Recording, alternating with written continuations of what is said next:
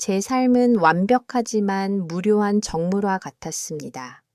한 남자가 나타나기 전까지는요, 잊혀진 낡은 방 안에서 저는 그가 제 앞에 무릎 꿇는 것을 허락했습니다. 그가 천천히 셔츠의 단추를 하나씩 풀 때마다 저는 이은주 44살의 여자입니다. 서울 근교의 한적한 저택에 살고 있죠. 이곳은 남편의 말소리보다 나뭇가지 사이로 불어오는 바람소리가 더 흔한 곳입니다. 남편 김민주는 완벽하고 성공했으며 위험 있는 남자입니다.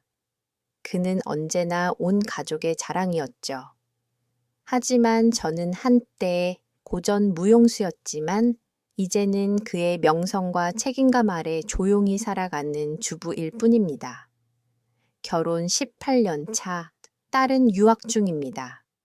그리고 저는 집에 홀로 남아 나무 바닥과 친구가 되고 지난날의 꿈들을 아스라하게 되새깁니다. 모든 것이 변하기 시작한 건 비 오는 오후였습니다. 저택 지하실의 펌프가 고장나 물이 차올랐습니다. 제가 부른 수리공은 박서준이라는 이름의 30살이 갓 넘은 청년이었죠. 키가 크고 그의 미소는 삭막한 방의 분위기마저 부드럽게 만들었습니다.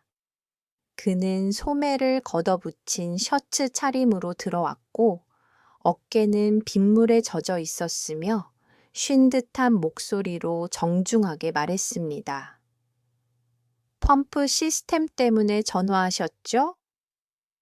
저는 그저 고개를 끄덕였습니다. 왜인지 모르게 심장이 한 박자 느리게 뛰었습니다.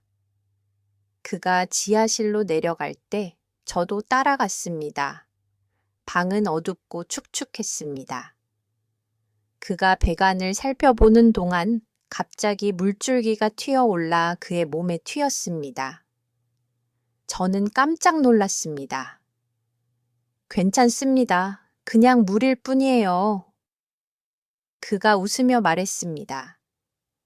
그 젖은 미소에 저는 고개를 돌렸습니다. 저는 그에게 수건을 건넸습니다.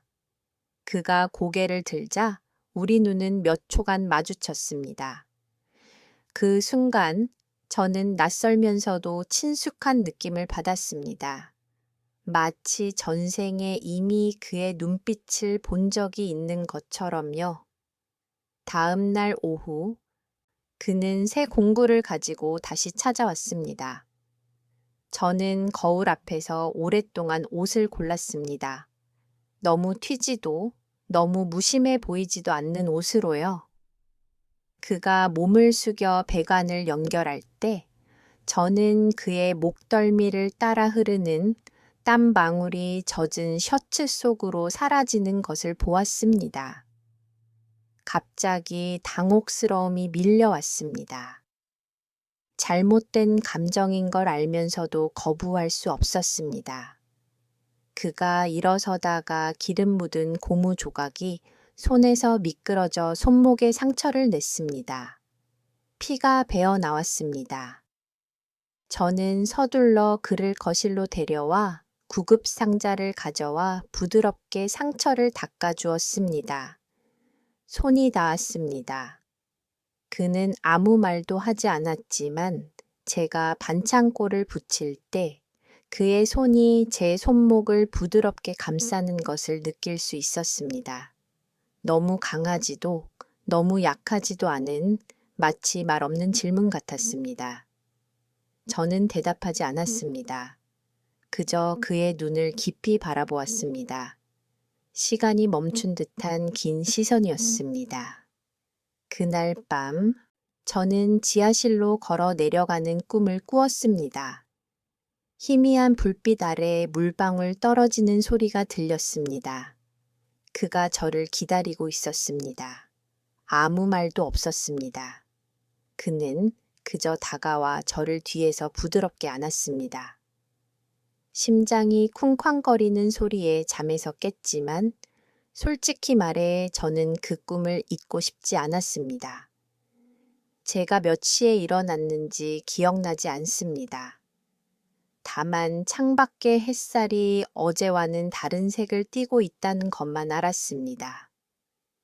지난밤 비가 내린 뒤 하늘은 흐렸지만 제 마음속에는 무언가 막 열리기 시작한 것 같은 모호한 느낌이 들었습니다. 사흘 뒤 서준이 배관 압력을 확인하러 다시 왔습니다. 저는 별 생각 없이 따뜻한 차 2잔을 미리 준비해 테이블에 올려두었습니다. 혹은 그렇게 가장했습니다. 누나, 요즘 좀 피곤해 보여요. 제가 고개를 들자 그는 놀란 듯이 말했습니다. 눈빛이 자신을 되찾으려는 사람 같아요. 저는 가볍게 웃었지만 그의 말은 제가 한 번도 누구에게 보여준 적 없는 제 마음의 가장 깊은 곳을 건드렸습니다. 이번에는 그가 더 오래 머물렀습니다. 일이 끝난 후 저는 부엌으로 그를 초대했습니다. 제가 끓인 생선찌개를 먹으며 그는 서투른 모습이었습니다. 마치 보살핌에 익숙하지 않은 남자처럼 말입니다. 누구와 시계 보지 않고 이렇게 앉아서 식사하는 건 정말 오랜만이에요. 그의 눈은 저에게서 떨어지지 않았습니다. 저는 아무 말도 하지 않았습니다. 만약 대답을 한다면 더 이상 거리를 둘 수 없을 것 같았기 때문입니다. 일주일 뒤 지하실에서 다시 물이 새기 시작했습니다. 그게 기술적인 문제인지 아니면 제 마음속 무언가가 깨지기를 바란 것인지 알 수 없었습니다. 이번에는 그가 배관을 수리하는 동안 제가 더 가까이 다가갔습니다. 작고 습한 방은 제 심장 소리가 선명하게 들릴 만큼 조용했습니다. 그가 일어섰을 때 저도 모르게 뒷걸음질 치지 않았습니다. 우리 사이의 거리는 숨결이 섞일 정도로 가까워졌습니다. 그의 손이 제 어깨에 닿았습니다. 단 한 번이었지만 저는 그를 밀어내지 않았습니다. 그리고 그 손은 제 팔을 타고 부드럽고도 단호하게 미끄러져 내려왔습니다. 저는 눈을 감고 아주 희미하게 한숨을 내쉬었습니다. 이름 붙일 수 없는 감정을 인정하는 듯한 한숨이었습니다. 그리고 저는 그가 저에게 키스하도록 내버려 두었습니다. 그 후 우리는 지하실 수리 때문만이 아니라 서로를 만나기 시작했습니다. 때로는 그가 정의 계량기를 확인한다는 핑계로 찾아왔고, 때로는 제가 뒷문을 열어두며 조용히 초대했습니다. 한 번은 남편이 사흘간 출장을 갔을 때 그를 불렀습니다. 오랫동안 잠겨있던 부엌 뒤의 낡은 방은 해서는 안 될 감정들의 피난처가 되었습니다. 그는 저를 하얀 천으로 덮인 낡은 소파에 눕혔습니다. 희미한 전구빛이 그의 목덜미와 햇볕에 그을린 어깨, 그리고 숭고한 욕망으로 제 셔츠의 단추를 푸는 그의 손을 비추던 것을 아직도 선명하게 기억합니다. 제 몸은 되살아난 것 같았습니다. 저는 그의 이름을 나지막이 불렀고 그 순간 저는 되돌릴 수 없는 선을 넘었다는 것을 깨달았습니다. 하지만 모든 것이 거기서 멈추지 않았습니다. 일주일 뒤 그는 돌아오지 않았습니다. 문자를 보내도 답이 없었습니다. 저는 그가 물러섰다고 생각했습니다. 그러다 발신자 없는 편지 봉투를 받았습니다. 안에는 사진 한 장이 들어 있었습니다.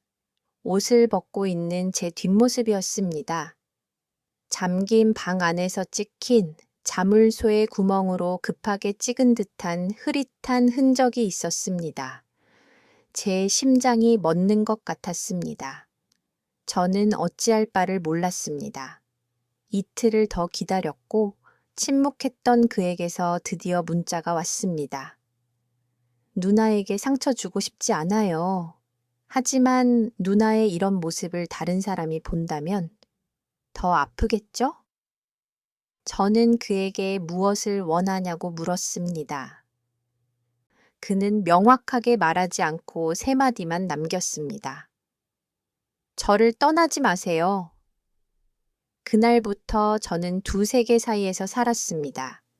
낮에는 착한 아내, 밤에는 욕망이라는 이름의 실수에 사로잡힌 여자였습니다.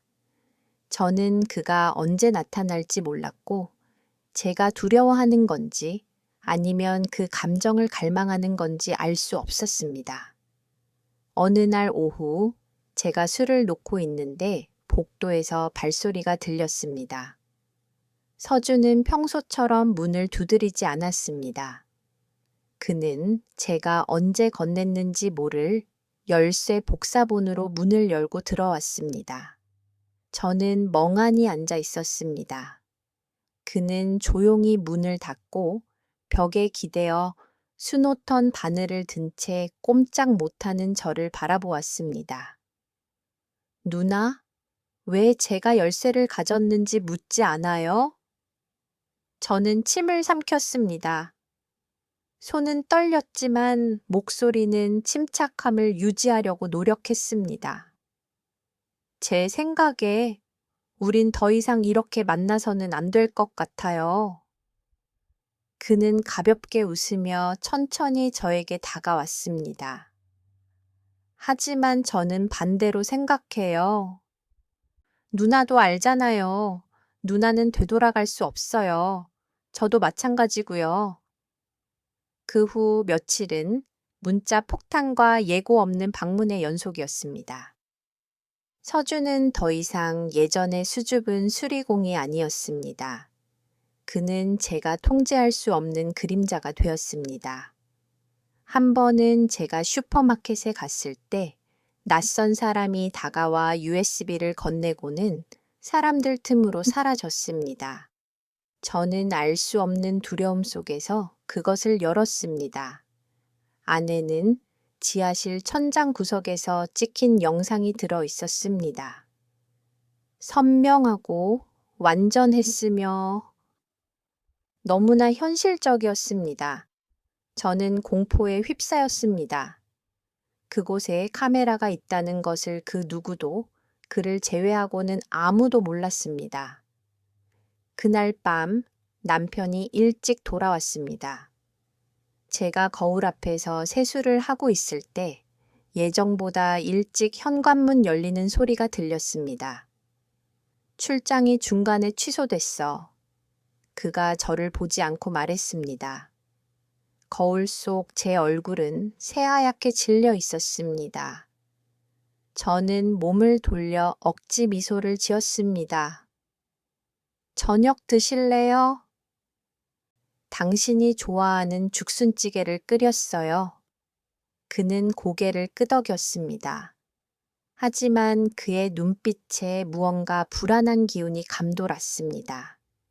길고 느린 시선이 저를 꿰뚫어 보는 것 같았습니다. 식사 중에 그는 젓가락을 내려놓으며 말했습니다. 요가 수업은 계속 다니고 있지? 저는 고개를 끄덕였지만 마음은 혼란스러웠습니다. 너무 평범한 질문이었지만 너무 갑작스러웠습니다. 남편이 제 일상에 대해 마지막으로 관심을 가진 게 언제인지 기억나지 않았습니다. 그날 밤 남편이 잠든 후 저는 서재로 가 노트북을 열어 모든 흔적을 지우려 했습니다.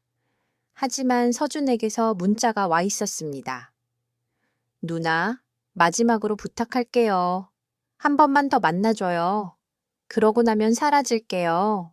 모든 걸 지울게요. 맹세해요. 마지막 한 번. 그 말은 달콤하면서도 잔인한 칼날 같았습니다. 저는 그를 만나러 갔습니다. 우리는 모든 것이 시작된 지하실에서 만났습니다. 더 이상 축축하지도 그의 부드러운 목소리도 없었습니다. 오직 흐릿한 노란 불빛과 충혈된 그의 눈만이 있었습니다. 서준이 가까이 다가와 저를 안으려 했습니다. 저는 뒷걸음질 쳤습니다. 하지 마. 제가 작지만 단호하게 말했습니다. 누나, 변했어요? 아니, 난 그저 나 자신을 되찾았을 뿐이야. 저는 제가 몰래 복사해둔 또 다른 USB를 꺼냈습니다. 원본은 당신이 가지고 있지만 끝을 낼 열쇠는 내가 가지고 있어요. 저는 그에게 지하실과 청춘을 남겨두고 떠났습니다. 그가 그 뒤에 무엇을 할지는 모릅니다. 제가 계단을 오르는 동안 그는 멍하니 서 있었고 저는 뒤돌아보지 않았습니다. 저는 집 밖으로 나와 초봄의 보슬비 속을 걸었고 주머니 속에 USB를 꼭 쥐고 있었습니다. 모든 것이 끝났는지 알 수 없었습니다. 하지만 저는 알고 있었습니다. 가장 위험한 것은 그 남자가 아니라는 것을, 바로 저 자신이었다는 것을요. 다음 날 아침, 저는 평온하게 커피를 내렸습니다. 전화가 울렸습니다. 서준의 문자였습니다. 울지 않고 떠나는 모습이 정말 아름다웠어요. 하지만 저는 마지막 복사본을 남겨뒀어요. 그저 기억하기 위해서요. 걱정 마세요. 더는 아무것도 필요 없으니까요. 다만 누나가 제 삶에 존재했다는 사실이 정말 아름다웠어요. 안녕. 저는 문자를 지웠습니다. 시선은 한때 잊고 지냈던 뒤뜰 정원으로 향했습니다. 저는 계속 살아갈 것입니다. 마치 아무 일도 없었던 것처럼. 하지만 저는 알고 있습니다. 기억의 가장 깊은 곳에 서준이라는 이름의 지하실이 있다는 것을. 그리고 그곳은 영원히 제 안에서 메아리칠 것입니다.